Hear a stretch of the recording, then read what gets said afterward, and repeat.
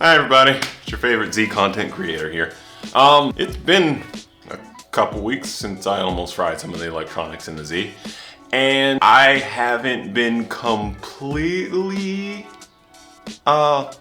busy, but I did have to take a little bit of time off there, mainly because I ran into issues with this guy and controlling it, which we'll get into here in a second.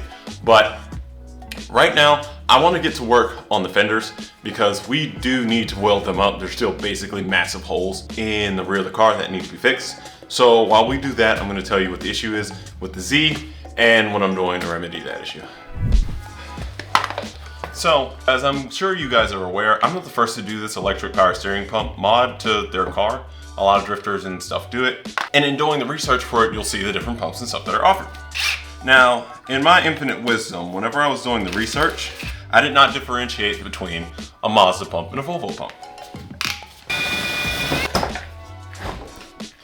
And in doing so, I've made a fundamental mistake. Volvo pumps will work in limp mode whenever they don't get a CAN signal, which means if you just give it power, ground, and a switched signal, it'll turn on and it'll run whatever percentage it needs. As I've mentioned, I wanted to accomplish with this pump until I decided to do some CAN sniffing in the future.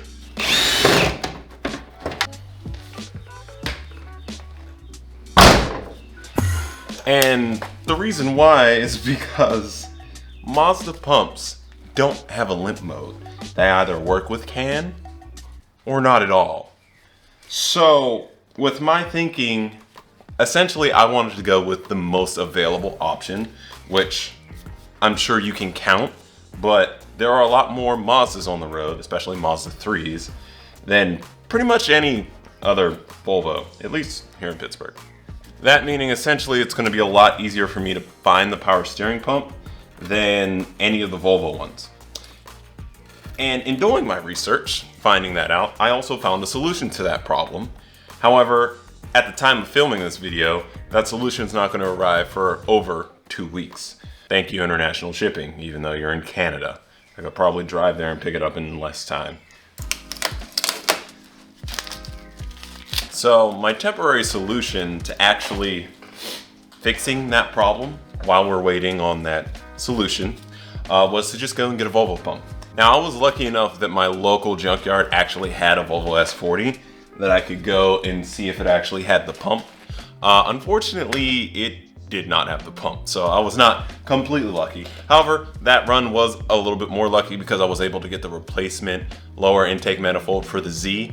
If you don't know, whenever I installed the upper intake plenum, the rear mounting point actually cracked and snapped off of the intake manifold. So right now I technically have a intake leak or vacuum leak, a pretty significant one, which would cause an issue when boosting. But we got the replacement for that now, so that's not really that big a deal.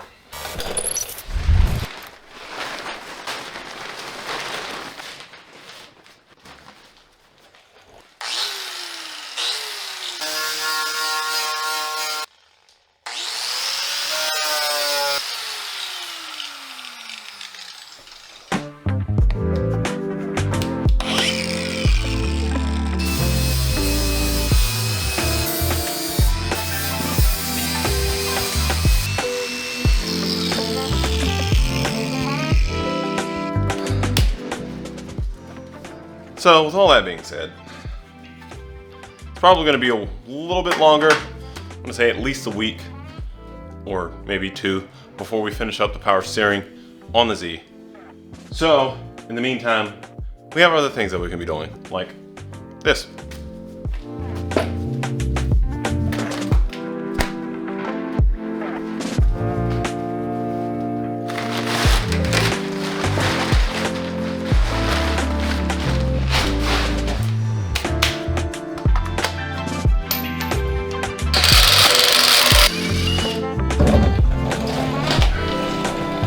Man, these spacers look ridiculous.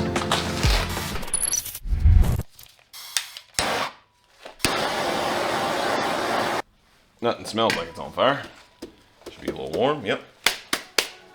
And this is where my hearing goes.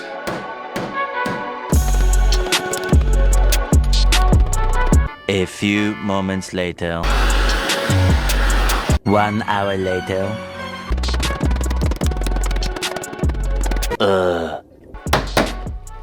So essentially, what I'm doing here is I have such a small lip that I can't smack it forward, probably ruining the curves of the back here. But I am bending the top layer back while hammering this up, that way creating a lip that holds it in. So as you can see, we have the lip, top lip, that's holding this in. Now honestly, I could probably just seam seal this and call it a day, but I am gonna tack it, and then we'll go over it with some seam sealer later.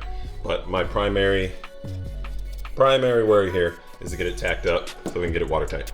Basically, I'm gonna do this all the way around. I don't need to do it up here, but I'm gonna do it all the way around until this, with every part actually touching the upper part of the fender. Now, the only place that I did cut a little bit too much off is right here, and that is the only patch panel I'm gonna have to make, which is super simple and super easy because I saved every single piece. And you can actually see right there is exactly the spot where I cut a lot more off than all the other pieces. Honestly, I wish I would have just took the angle grinder to the seam on the other side. So taking it right along that seam and then just separated it. That would have made my life a lot easier. But I have this metal here. I can cut out a little patch piece, patch that in, and then that'll be fine.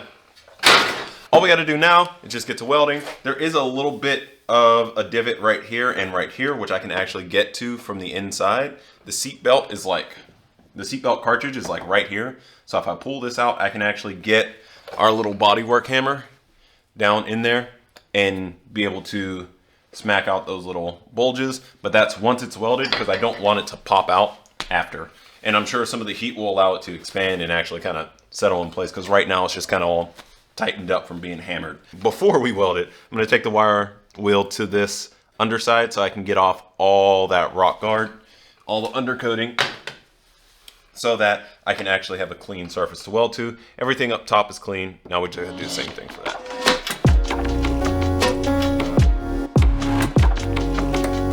Ready?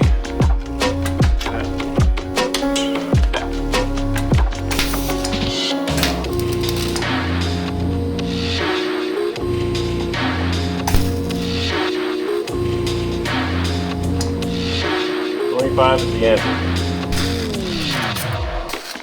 I don't think I got that great of a ground. Yeah. Definitely better.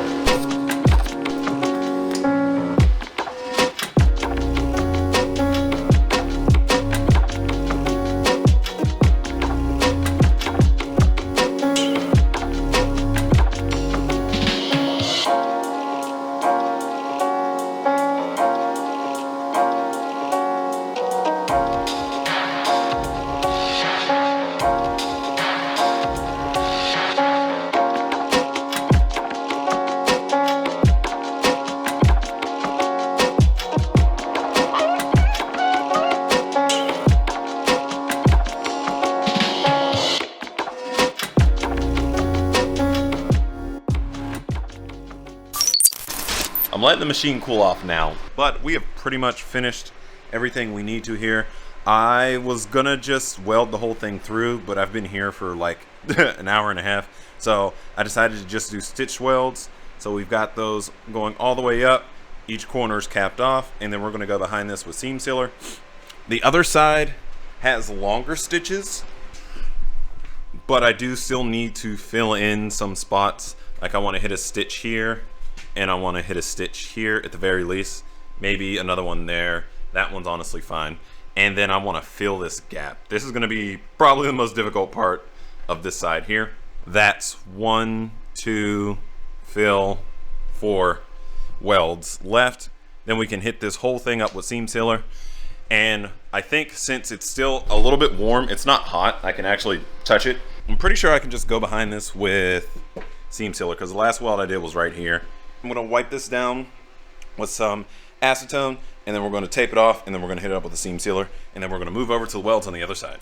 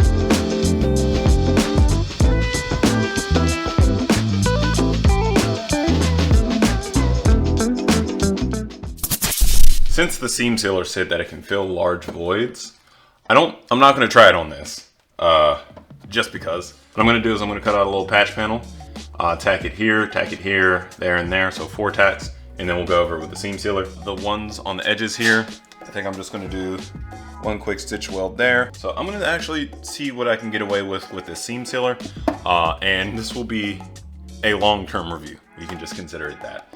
So yeah, that's what I'm gonna go ahead and do. All these welds here are perfect. It is a little wavy from the way that I did this because I cut so much of it out, which is unfortunate, but this will all pretty much be hidden. I'm gonna have to do body work here because it is below that point as well, just like it was on the other side. I just cut just a little bit too much off, which I mean is fine. I'll just end up hammering this back, welding this here, grinding it flat, and that should give me the result that I'm looking for. We're not going to be using seam sealer pass wherever that point is.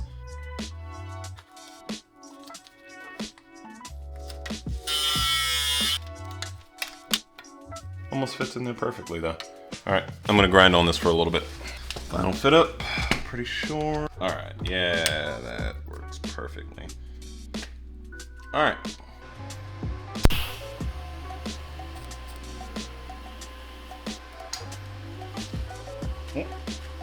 This is super hard because the piece of metal that I made is very thin, but I got it tacked down in a couple of places. So I'm gonna go ahead and move on to the other sides of the fenders that I want to get down, and then we'll get this thing seam sealed. Alrighty, everything is tacked up, nice and strong like. Go ahead and get this thing sealed up.